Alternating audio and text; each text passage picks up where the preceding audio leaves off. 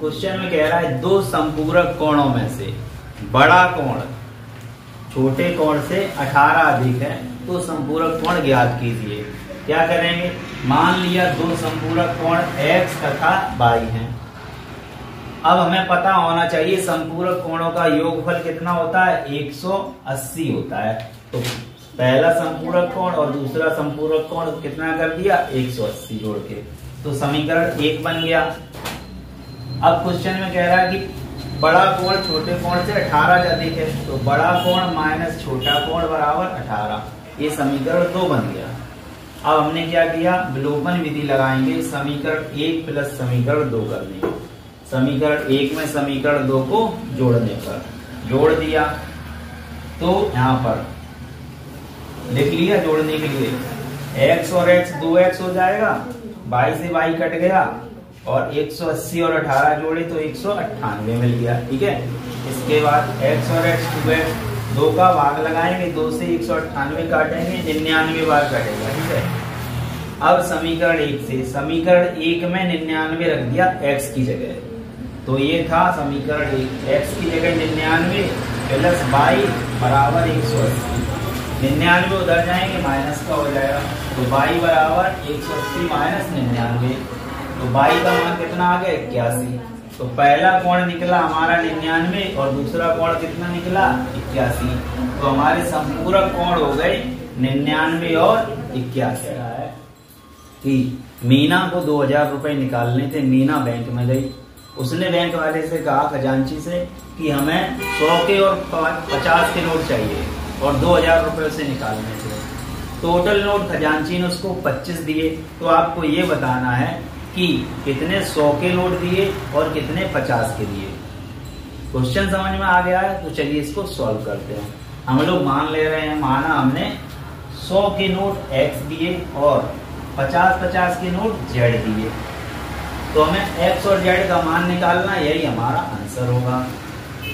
तो total note कितने थे, 25, तो 100-100 के नोट x और प्लस 50-50 के नोट z, तो दोनों नोटों को जोड़ने के बाद कितना मिलेगा, टोटल नोट 25। तो ये बना समीकरण 1। ठीक है, इसके बाद कह रहा है कि टोटल नोट कितने थे, 2000, तो 2000 थे, तो 100 के नोट x हैं, तो 100 गुणा x 100x होगा, प्लस 50 के नोट z हैं, तो 50 गुणा z 50z होगा, तो टोटल रुपए कितने होंगे, 2000 होंगे। तो ये दूसरा समीकरण यहाँ पर लिख सकते हैं, लेकिन क्या करेंगे, 50 कॉमन लिया 100x में से, तो 2x बचा, 50z से 50 कॉमन लिया तो z बचा, बराबर में 2000। इस 50 का 2000 में भाग लगेगा, तो यहाँ पर समीकरण बनेगा 2x प्लस z बराबर 40। ये आ गया आपका समीकरण नंबर 2।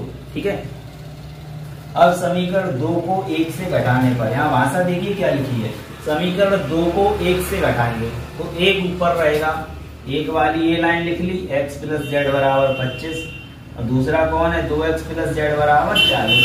घटाएंगे तो बेटा क्या कर दें, चिन्ह बदल देते हैं, ये प्लस था माइनस, ये प्लस था माइनस, ये प्लस था माइनस, x माइनस 2x करेंगे तो माइनस x बचेगा, z माइनस z हो जाएगा तो 0 हो जाएगा, और 25 माइनस 40 माइनस 15 होगा।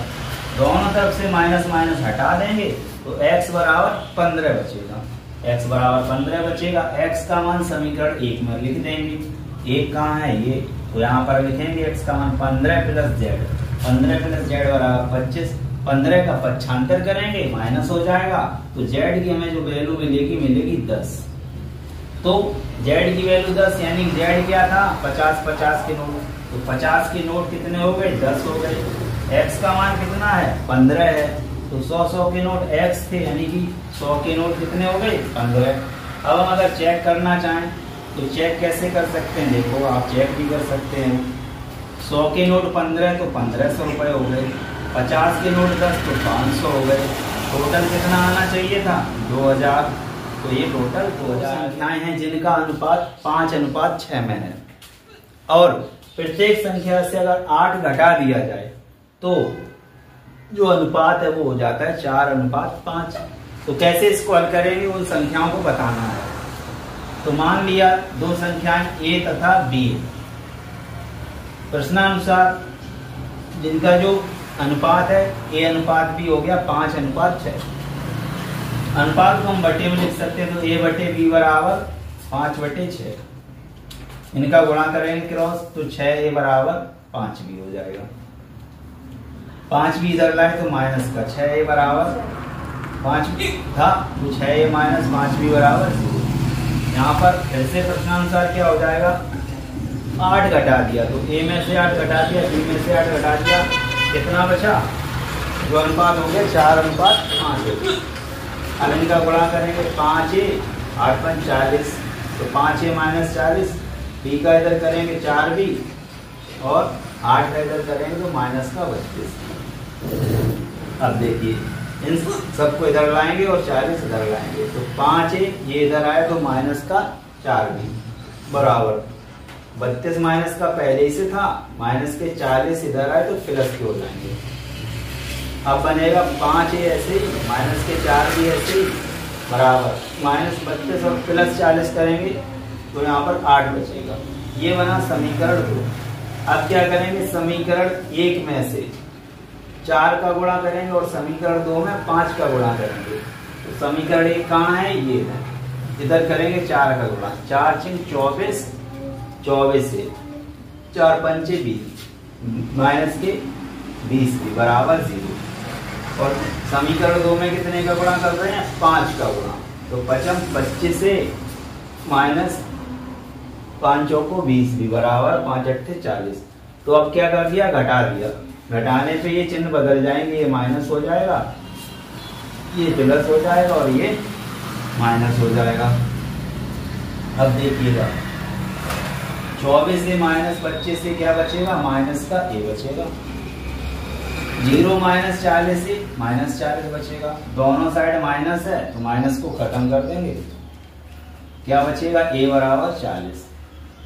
समीकरण 2 में a का मान रख देंगे, 2 कहाँ है, ये रहा, a की जगह कितना रखेंगे 40, तो 5 × 40, 5 × 40 माइनस 4b बराबर 8, ये लिख दिया।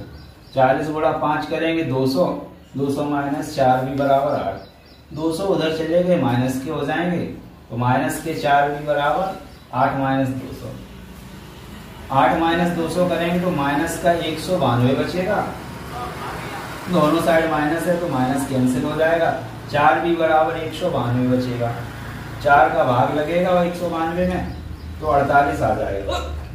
तो संख्याएं कौन कौन सी हो गई, 40 और 48।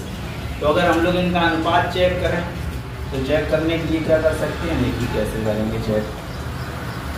पहली संख्या क्या है 40, बटे में क्या लिखें, दूसरी संख्या 48 और इसमें 8 का भाग करें, 8×5 = 40 और 8 से 48, तो इसको लिख सकते हैं क्या, 5:6। तो यही हमारा जो क्वेश्चन था उसको हम लोग चेक करके, यानी कि हमारा आंसर सही है।